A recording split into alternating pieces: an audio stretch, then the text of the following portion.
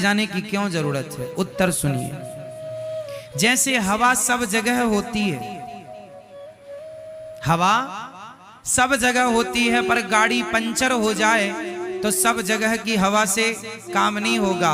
एक विशेष जगह जाकर उस यंत्र के द्वारा ही तुम्हारे ट्यूब में पाइप के द्वारा हवा प्रवेश करेगी। हवा तो सब जगह है, पर एक विशेष जगह ही आपको हवा मिलेगी, पंचर के लिए, टायर के लिए। बोलो हाँ।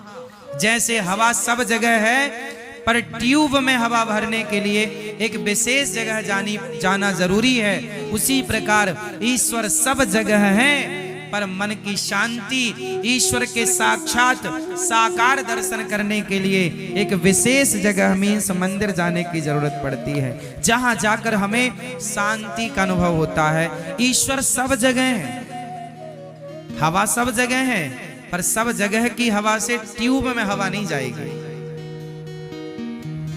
हम आपको कहें चलो आंख बंद करो और कहें भगवान, क्योंकि भगवान तो निर्गुण निराकार, चलो जो परमात्मा कण कण में है उसका जरा ध्यान करो, करो ध्यान। क्या क्या उसकी आंखें कैसी होंगी, क्या उसके कान होंगे, क्या उसके गाल होंगे, कैसे? जो भगवान कण कण में है उसका तो कोई रूप ही नहीं, उसका तो कोई, क्योंकि वो तो निर्गुण निराकार है। भगवान सब जगह है, पर जो सब जगह का परमात्मा है वो निराकार है। ईश्वर का कोई रूप रंग, ईश्वर निराकार है। अब आपसे आंख बंद करके मैं कहूं आप निराकार का ध्यान करो, जो निराकार है उसका ध्यान ही कैसे होगा? भाई ध्यान तो आकार का ही हो सकता है, निराकार का क्या ध्यान होगा? समझ रहे हैं आप? आपसे मैं कहूं कि अपनी माँ को देखो जरा, मीन्स ध्यान करो, इमेजिन करो आपकी माँ कैसी है, तो आपकी माँ की शक्ल तुरंत आपकी आंखों में उतर आएगी, हाँ या ना?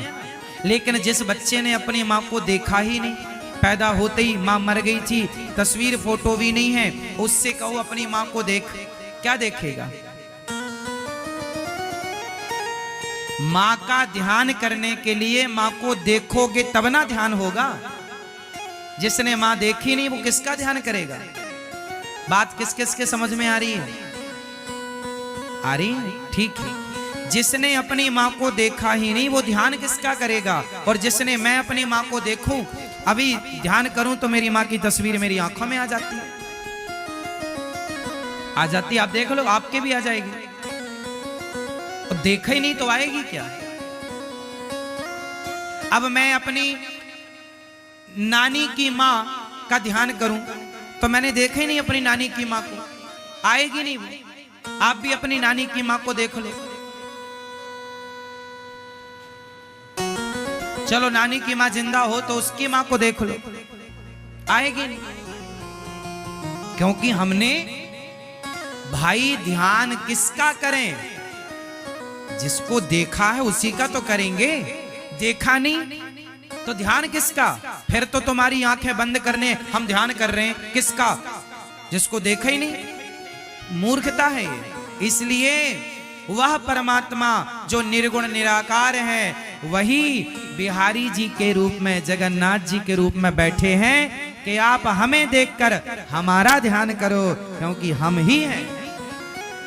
इसलिए मंदिर जाने की जरूरत पड़ती है, क्योंकि जो कण कण में भगवान है वो निराकार रूप में है, और मंदिर में जो भगवान है वो साकार रूप में बैठे हैं। तो ध्यान करने के लिए साकार की जरूरत है, ना कि निराकार। साकार से निराकार की तरफ जाया जाएगा, आप डायरेक्ट निराकारी हो जाएं, पॉसिबल नहीं।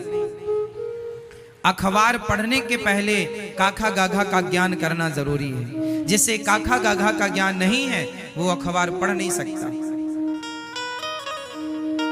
हाँ, जिसने जगन्नाथ जी को देखा होगा वही तो ध्यान लगाएगा। जिसने बिहारी जी को देखा होगा वही तो बिहारी जी का ध्यान लगाएगा। जिसने राधा रमण जी को देखा होगा वही तो राधा रमण। अब देखा ही नहीं तो तुम्हारी आंखों में अंधकार के सिवा कुछ दिखेगा नहीं। इसलिए भगवान सब जगह है, पर सब जगह का परमात्मा हवा सब जगह है, पर हवा सब जगह निराकार रूप में है। पर वही निराकार हवा एक विशेष जगह में पंचर की दुकान पर एक मशीन, साकार मशीन में प्रवेश करती है और साकार पाइप के द्वारा वो आपके ट्यूब में प्रवेश करती है, तब जाकर के आपका काम होता है, आपकी गाड़ी चलने योग्य होती है। उसी प्रकार निर्गुण निराकार जो कण कण में है, वही जब सगुण साकार बनता है तो मंदिर में जाकर बैठता है, उसी में मन लगा करके उसी का चिंतन करके हम अपने मन मस्तिष्क को ठीक करते हैं और अपने विकारों को दूर करके अपने हृदय में उस परमात्मा को बिठाते हैं। इसलिए साकार, इसलिए गोपाल जी, इसलिए लड्डू गोपाल जी साकार रूप है। ये किसका साकार रूप है? हाँ, आप में से कितने लोगों ने मिठाई बनाई है? मिठाई बनाना किस किस को आता है? आता है। आपने बेसन की मिठाई खाई है? खाई है? खाई मैया बेसन की मिठाई? चलो, जब आप कोई भी मिठाई बनाते हैं, मावे की हो, मिठाई हो, खोवे की, जब मिठाई बनाते हैं तो जब मिठाई बनती है ना, तब उसका कोई शेप नहीं होता, कोई आकार नहीं होता। एक थाली में, गांव की भाषा में क्या होता, गांव में तो एक थाली में मैया नीचे घी लगाई और पूरा मिठाई थाप दी, फिर चाकू उठाई और पीस पीस, है ना। अब डायरेक्ट आप किसी को वो जो लिक्विड पदार्थ था मिठाई का, मिठाई जमने के पहले वो लिक्विड होती है ना, आप किसी को दुकान में जाएं, कहें भाई साहब मिठाई दो, और वो डिब्बे में आपको लिक्विड पदार्थ पैक करके दे दे, तो आप कहेंगे अरे आपने हमें ठग लिया, जबकि वही मिठाई बनने वाली है। अभी जो लिक्विड है उसका कोई आकार नहीं है, अभी वो लिक्विड फॉर्म में है मिठाई, उसका कोई आकार नहीं है। और आपको मिठाई निराकार चाहिए कि साकार? बोलो। जब मिठाई का कोई आकार नहीं है तो वो निराकार है, और जब वो पीस में आ गई तो वो हो गई, तो निराकार ही लिक्विड तो साकार बना, तो निराकार परमात्मा ही तो साकार बना। कोई साकार और निराकार कोई अलग थोड़ी है, अलग अलग नहीं है ना।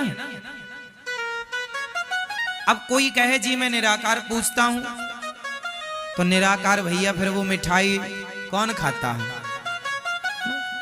वो बच्चे थे अपन लोग तब खाते थे, वही वाली मिल जाए कढ़ाई में तो फिर चिपकी जरा सी रह जाए उसे भी छोटा छोटा के खा लेते थे। क्यों? वो भी सही है अपनी जगह। आप में से कितने लोगों ने कढ़ाई में लगी मिठाई? हमारे यहाँ तो माँ बेसन की मिठाई बनाती थी, और बनाने के बाद जब कढ़ाई निकाले बर्तन वर्तन तो अपन कढ़ाई से लग जाते थे, कढ़ाई चाट डालते थे।